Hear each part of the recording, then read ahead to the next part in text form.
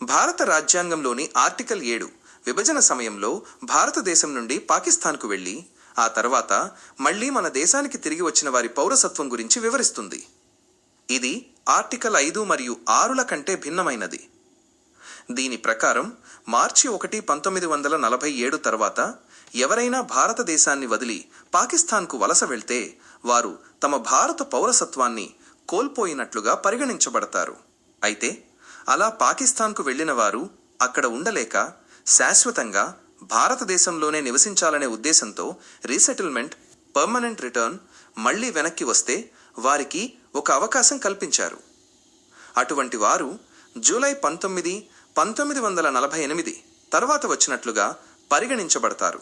అంటే వారు భారతదేశానికి తిరిగి వచ్చిన తర్వాత కనీసం 6 నెలల పాటు ఇక్కడే నివసించి ఆ తర్వాత రిజిస్ట్రేషన్ ద్వారా దరఖాస్తు చేసుకుంటేనే వారికి భారత పౌరసత్వం లభిస్తుంది.